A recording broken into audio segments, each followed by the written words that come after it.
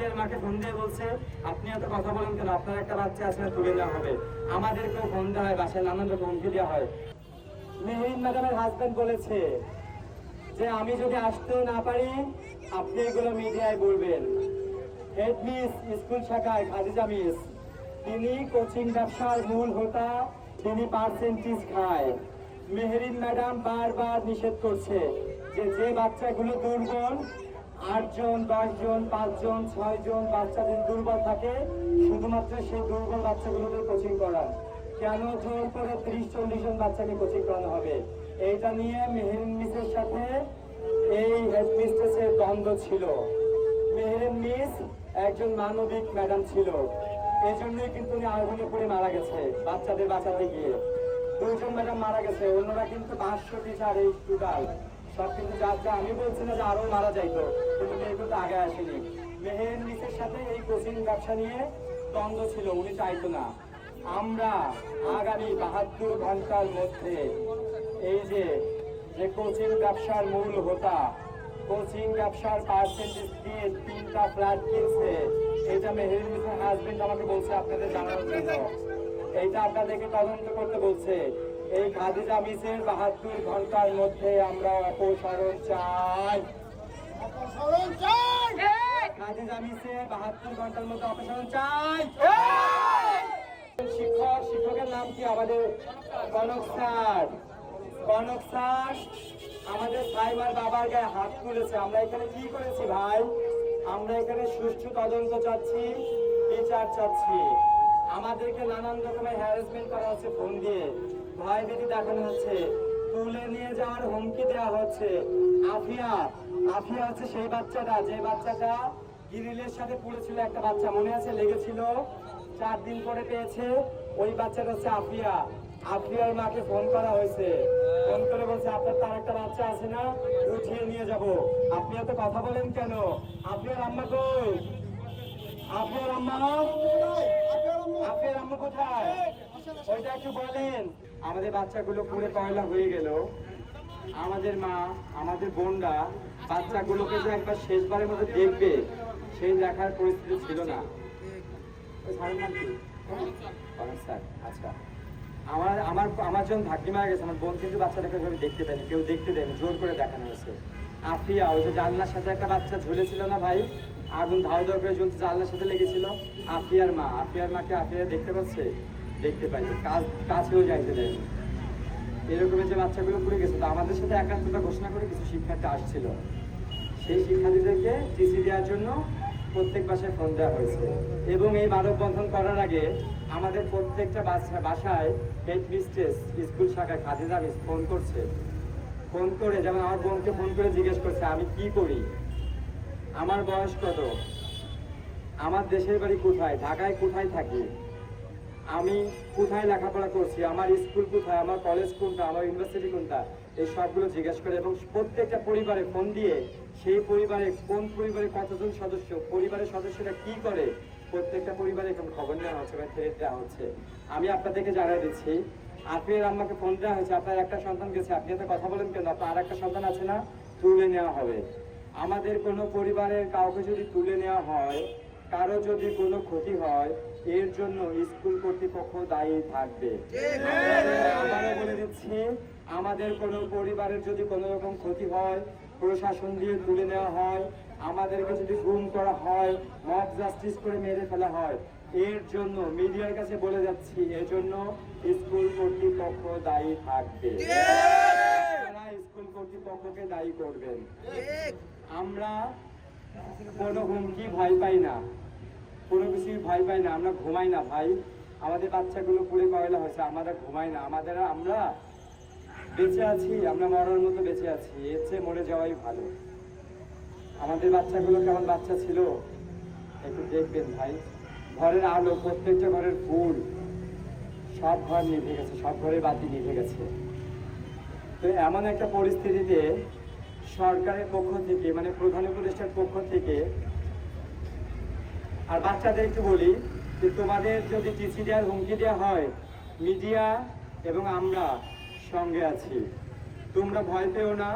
তোমাদের যদি টিসি দেওয়া হয়, আমি আবারও বলছি, যেসব বাচ্চাদেরকে টিসি দেওয়ার হুমকি দেওয়া হয়েছে, তাদেরকে যদি টিসি দেওয়া হয়, আমরা কঠোর থেকে কঠোর আন্দোলন গড়ে তুলব। আমি আবারও প্রত্যেকটা পরিবারের পক্ষ থেকে 33 জন মারা গেছে এখন পর্যন্ত ঘোষণা দেওয়া হয়েছে। 33টা পরিবারের পক্ষ থেকে তোমাদেরকে আশ্বাস দিচ্ছি, তোমাদেরকে যদি টিসি দেওয়া হয়, আমাদের ছোট ভাই বোনরা, তোমাদের যদি টিসি দেওয়া হয়, আমরা এর বিরুদ্ধে গণ আন্দোলন গড়ে তুলব। তোমাদেরকে ছাড়া স্কুল ক্লাস করাতে পারবে না।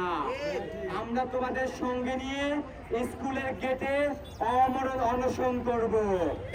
যদি টিসি দেওয়া হয়, এই টিসি উইথড্র করা না হলে তোমাদেরকে সঙ্গে নিয়ে আমরা স্কুল গেটে অমরণ অনশন করব।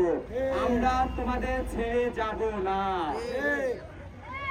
তো এখন কনক স্যার গায়ে হাত তুলেছে। আচ্ছা, আমার পরিচয় হচ্ছে, আমার নাম লিওন মির।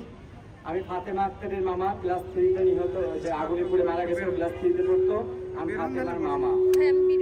আমরা ভাই একটা কথা বলতে চাই, এই যে এত বড় একটা ঘটনা ঘটে গেল, সরকারের পক্ষ থেকে, মানে প্রধান উপদেষ্টা, আমি উল্লেখ করে দিচ্ছি, আমাদের যে সরকার প্রধানের পক্ষ থেকে এখন পর্যন্ত আমাদের 33টা পরিবারে একটা ফোন দেওয়া হয়নি, আমাদের কোনো খোঁজ দেওয়া হয়নি। স্কুল কর্তৃপক্ষ থেকে আমাদের খোঁজ দিচ্ছে, আমাদের সাথে মিলাপ করছে, আমাদের নিয়ে সরকারের কাছে যাইতে চায় না স্কুল বাঁচানোর জন্য। আমরা ওনার স্কুল বাঁচানোর জন্য সরকারের কাছে কেন যাবো ভাই?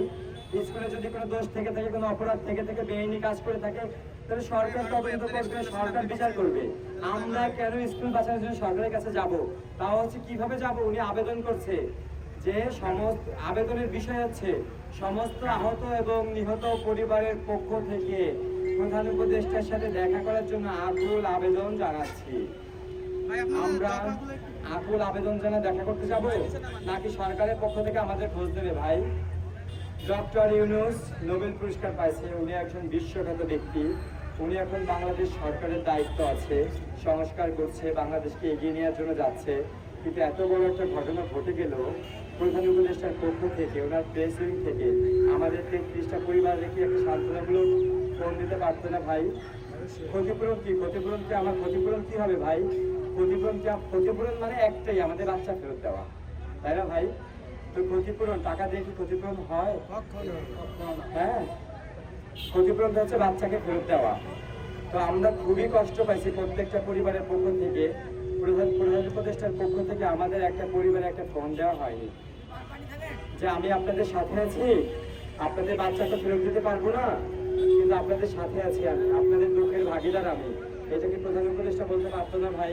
অবশ্যই প্রধান উপদেষ্টার পক্ষ থেকে ফোন দিয়ে বলতে পারতো না আপনাদের দুঃখের ভাগ নিতে পারবো, আপনাদের বাচ্চা ফেরত দিতে পারবো না? আমরা খুবই কষ্ট পাইছি ভাই। আমরা সত্যিকার অর্থে বলছি, আমরা খুবই আহত হয়েছি যে সরকারের প্রশিক্ষণ দিবান এসে আমার বাচ্চাদের গায়ের উপরে এসে বাচ্চাগুলো পোড়ায় মেরে ফেললো। সরকার প্রধানের পক্ষ থেকে আমাদের একটা ফোন দিল না, আমাদের একদিন ডাকলো না ভাই। 9 দফায় রূপান্তরিত হয়েছে। আমি দাবিগুলো পড়ছি।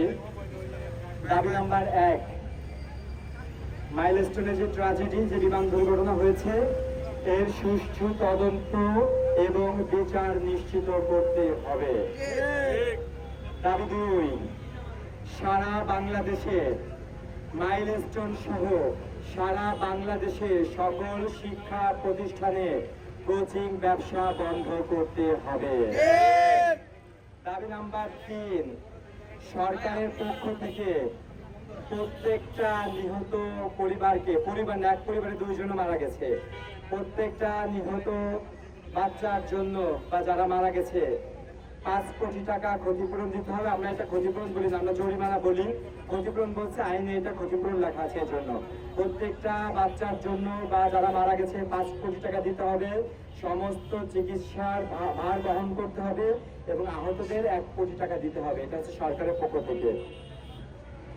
স্কুলের পক্ষ থেকে আলাদা জরিমানা দিতে হবে, প্রত্যেক জন প্রতি 2 কোটি টাকা ক্ষতিপূরণ দিতে হবে, আর আহতদের 1 কোটি টাকা দিতে হবে। আমি আবারও বলছি, দফা 4, যে স্কুলের পক্ষ থেকে প্রত্যেকটা পরিবারকে, প্রত্যেক জনের জন্য 2 কোটি টাকা জরিমানা দিতে হবে এবং যারা আহত তাদের 1 কোটি টাকা দিতে হবে। দফা 5, রানওয়ে থেকে শিক্ষা প্রতিষ্ঠানের স্থান পরিবর্তন করতে হবে। আমরা শুনেছি রানওয়ে বা হচ্ছে বিমান ওড়ে, রানওয়ে থেকে আবারও বলছি, রানওয়ে থেকে এই মাইলস্টোন সহ অন্যান্য যে শিক্ষা প্রতিষ্ঠান আছে সেগুলো সরাতে হবে, অন্যথায় রানওয়ের স্থান পরিবর্তন করতে হবে। দুটো একটা তো করতে হবে ভাই, তাহলে নাকি আমরা এরকম যুগ যুগ ধরে মরবো? আমরা এরকম মরবো নাকি স্কুল সরাবে অথবা রানওয়ে সরাবে? দুটোর একটা করতে হবে। দফা 6, কোচিং ব্যবসার মূল হোতা স্কুল শাখার হেডমিস্ট্রেস মিস খাদিজা, ওনাকে আগামী 72 ঘন্টার মধ্যে অপসারণ করতে হবে। মেহেরিন মিসের হাজবেন্ড আমাদেরকে বলেছে যে উনি যদি আসতেও না পারে ওনার বক্তব্যটা যেন আমরা জানিয়ে দিই। উনি কোচিং ব্যবসার মূল হোতা। মেহেরিন মিস একজন মানবিক মানুষ ছিল, না হলে কিন্তু সে বাচ্চাদের বাসায় গিয়ে জীবন আত্মহত্যা দিত না, নিশ্চিত মৃত্যু যেন মরছে। মেহেরিন মিসের সাথে হেড মিসের দ্বন্দ্ব ছিল। মেহেরিন মিস বলতো যে যদি 5-6টা বাচ্চা 10টা বাচ্চা দুর্বল থেকে তাদের কোচিং করান, জোর করে কেন 30-40টা বাচ্চাকে প্রত্যেক ক্লাস থেকে কোচিং করাতে হবে? মেহেরিন মিসের দ্বন্দ্ব ছিল, উনি একজন মানবিক ম্যাডাম ছিল, এই জন্য উনি কিন্তু জীবন বাজি রেখে জীবন দিয়ে নিশ্চিত আগুনে পড়ে মারা গেছে। 500 শিক্ষক 2জন শিক্ষক মারা গেছে। এই যে কোচিং ব্যবসার মূল হোতা পার্সেন্টেজ খেয়ে ঢাকা শহরে 3টা ফ্ল্যাট কিনছে, আপনারা নিউজ করেন, দেখতে পারেন, খোঁজ নিয়ে মেহেরিন মিসের হাজবেন্ডের সাথে যোগাযোগ করেন। উনি কোচিং ব্যবসার মূল হোতা, কোচিং ব্যবসা থেকে পার্সেন্টেজ নিয়ে উনি ঢাকা শহরে 3টা ফ্ল্যাট কিনছে। এটা আমার কথা না, মেহেরিন মিসের হাজবেন্ড বলছে, আপনারা তার সাথে যোগাযোগ করতে পারেন। তো এই খাদিজা মিসকে, মিস খাদিজাকে 72 ঘন্টার জন্য অপসারণ করতে হবে। স্কুলের সিসিটিভি ফুটেজ আমাদেরকে দেখাতে হবে। গণমাধ্যম কর্মীদেরও কিন্তু ঢুকতে দেয়নি ভাই, স্কুলে যাইতে দেয়নি, নিউজ করতে দেয়নি, জোর করে করে গেছে, বাইরে দিয়ে নিউজ করছে। ভাই আমরা কেন সিসিটিভি ফুটেজ দেখতেছি জানেন? যেখানে বিমানটা পড়ছে ওইখানে সিসিটিভি ফুটেজ ছিল। হ্যাঁ, সিসিটিভি ছিল, কারণ ওইখান থেকে গেট, স্কুলে গেট, ওইখান থেকে বাচ্চাদেরকে গার্ডিয়ানরা নিয়ে যেত। তো আমাদের বাচ্চারা কোথায় কোন অবস্থায় ছিল আমি শুনছি। আমার ভাগ্নি ফাতেমা, আমার ভাগ্নির বান্ধবী সাইমা, আর হচ্ছে নিধি, হ্যাঁ, 3জনে জানালার গ্রিল ধরে দাঁড়াইছিল। এটা আমাকে বলছে কথার আম্মু, কথার আম্মু কথাকে নিয়ে কোচিং করে না, কথার আম্মু কথাকে নিয়ে মাত্র 4 মিনিট আগে চলে আসছে, ওদেরকে গ্রিল ধরে দাঁড়াইয়া দেখছে, ওরা গল্প করতেছে, হাসতেছে। আমার ভাগ্নির টিফিন ব্যাগের মধ্যে পাইছি, আর খাওয়া সিঙ্গারা পাইছি, একটা রুটি পাইছি যেটা আমরা কিনে দিয়েছিলাম, সেইগুলো আমরা পেয়েছি। তারপরে ওরা স্কুলের টিফিনে হচ্ছে সিঙ্গারা খেয়েছিল, আর হচ্ছে রুটিটা রেখেছিল কোচিং এর আগে খাবে, কিন্তু সেটা খাইনি। তো আমরা দেখতে চাচ্ছি আমাদের বাচ্চাগুলো কোন অবস্থায় দাঁড়াইছিল। আমার বাচ্চার হাত এরকমের পাইছি, এরকম অবস্থায় পাইছি, সাইমার এরকম পাইছি। ওরা হয়তো যখন বিমানটা পড়ছে ভয়ে আম্মু বলে চিৎকার দিছিল, আম্মু বলে চিৎকার দিছিল, এরকম হাত পাইছে, হাত ছড়ানো যায়নি। তো আমরা চাচ্ছি আমার বাচ্চাদের সাথে শেষ মুহূর্তে কি হয়েছিল, কিভাবে পুড়ে মরছে, ওটা দেখার শক্তি আমাদের আছে। আমাদের বাচ্চাদের শরীরে কিছু ছিল না, পুড়ে কয়লা হয়েছে, মাংস গলে গলে খসে খসে পড়ছে, ওটা আমাদের দেখার শক্তি হয়েছে, জোর করে দেখছি। হ্যাঁ, তো সিসিটিভি ফুটেজটা একটু অনুরোধ করি, আপনাদের মিডিয়ার মাধ্যমে অনুরোধ করছি, আপনারা এই জিনিসটা একটু তুলে ধরেন, আপনাদের পা ধরি ভাই, সিসিটিভি ফুটেজটা একটু আমাদের দেখাইতে বলেন। আমার বাচ্চারা কিভাবে পড়ে মারা গেছে, আমার বাচ্চারা শেষ মুহূর্তে অবস্থানটা কি ছিল, তারা কি আম্মু আম্মু বলে ডাকছিল কিনা, এটা আমরা একটু দেখতে চাই ভাই। আর একটা দফা, 8 দফা, বিমান বাহিনীর প্রশিক্ষণ ব্যবস্থা জনহীন জায়গায় করতে হবে। বাংলাদেশ তো ছোট দেশ, তারপরেও ঢাকা শহরের মধ্যে এমন জনবহুল জায়গায় বিমান বাহিনীর প্রশিক্ষণ দেওয়া যাবে না। বাংলাদেশের সবচেয়ে কম জনবহুল এলাকায় প্রশিক্ষণের ব্যবস্থা করতে হবে। যে শিক্ষক সাইমার বাবার গায়ে হাত দিয়েছে তাকে অতি দ্রুত আইনের আওতায় আনতে হবে। কনক স্যার আমাদের সাইমার বাবার গায়ে হাত দিচ্ছে, ওনাকে 72 ঘন্টার মধ্যে বা অতি দ্রুত সত্তর আইনের আওতায় আনতে হবে। আমাদের 72 ঘন্টা টাইম দিচ্ছি, 72 ঘন্টার মধ্যে যদি এই মিসকে যদি বরখাস্ত করা না হয়, এই কনক স্যারকে যদি স্কুল থেকে বরখাস্ত করা না হয়, আইনের আওতায় আনা না হয় কনক স্যারকে, আমরা 72 ঘন্টা পরে আবার নতুন করে আন্দোলন নিয়ে মাঠে আসবো। আপনাদের বিস্তারিত ছাড়া আপনার দফা যদি একবার একটু বলে যেত। একবার করবো? হ্যাঁ হ্যাঁ, বিস্তারিত ছাড়া। আচ্ছা, দফা 1, সুষ্ঠু দফা 1, সুষ্ঠু তদন্ত এবং বিচার নিশ্চিত করতে হবে। মাইলস্টোন সমূহ সারা বাংলাদেশে সকল শিক্ষা প্রতিষ্ঠানে কোচিং ব্যবসা বন্ধ করতে হবে। দফা 3, সরকারের পক্ষ থেকে প্রতিটি নিহত বাচ্চার জন্য 5 কোটি টাকা জরিমানা দিতে হবে এবং আহতদের জন্য 1 কোটি টাকা দিতে হবে এবং আহতদের সমস্ত চিকিৎসার ভার বহন করতে হবে। স্কুলের পক্ষ থেকে প্রত্যেকজনের জন্য নিহতদের জন্য 2 কোটি টাকা ক্ষতিপূরণ দিতে হবে, 1 কোটি টাকা আহতদের জন্য দিতে হবে। দফা 5, রানওয়ে থেকে শিক্ষা প্রতিষ্ঠান সরিয়ে ফেলতে হবে অথবা রানওয়ে শিক্ষা প্রতিষ্ঠান থেকে সরিয়ে ফেলতে হবে।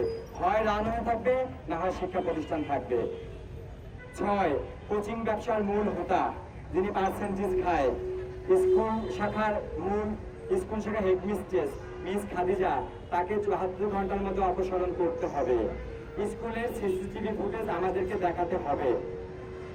বিমান বাহিনীর প্রশিক্ষণ ব্যবস্থা জনহীন জায়গায় করতে হবে। দফা 9, শেষ দফা, যে শিক্ষক আমাদের সাইমান বাবার গায়ে হাত তুলেছে, আমাদের গার্ডিয়ানের গায়ে, তাকে আইনের আওতায় আনতে হবে কনস্টারকে এবং তাকেও স্কুল থেকে অপসারণ করতে হবে। এবং পরবর্তী কর্মসূচি 72 ঘন্টা পরে আমরা আবার পরবর্তী কর্মসূচি দেবো। আমরা এই একই জায়গায় আবার নতুন করে আন্দোলন করবো, মানববন্ধন করবো। স্কুলের শিক্ষার্থীদের টিসি দেওয়ার হুমকি দেওয়া হয়েছে, আমাদের বাসায় দিয়ে ফোন দিয়ে দেওয়া হুমকি দেওয়া হয়, খোঁজখবর নেওয়া হয়। আফিয়ার মাকে ফোন দিয়ে বলছে আপনি এত কথা বলেন কেন, আপনার একটা বাচ্চা আছে না, তুলে নেওয়া হবে। আমাদেরকেও ফোন দেওয়া হয়, বাসায় নানান রকম হুমকি দেওয়া হয়। আমাদের যদি কোনো রকম ক্ষতি হয়, তুলে নেওয়া হয়, জন্য স্কুল কর্তৃপক্ষ দায়ী থাকবে। এবং যে গার্ডিয়ানরা স্কুলে গেছে তাদেরকেও বলা হয়েছে আপনারা কেউ ওখানে যাবেন না, গেলে আপনাদের বিরুদ্ধে ব্যবস্থা নেওয়া হবে। এইখানে আপনারা যারা আছেন, প্রত্যেকের গার্ডিয়ান কিংবা আহত নিহতের পরিবারের সদস্য এখানে যারা আছেন,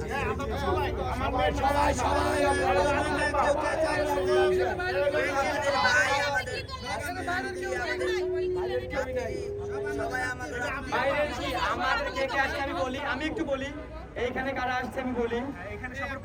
আমি বলি আমি ফাতেমার মামা। হ্যাঁ, এইখানে যারা আসছে আমরা ওইখানে সবাই দাঁড়াইছিলাম, আপনি পরে আসছেন, আপনি জানেন না, সবাই কথা বলছে। এখানে অনেক গার্ডিয়ান ছিল, আমরা সমাপ্ত করে দিয়েছিলাম, মিডিয়া কিছু পরে আসছে, এই জন্য আমরা পুনরায় আবার এখানে দাঁড়াইছি। এইখানে আমি একটু বলি, এইখানে আমরা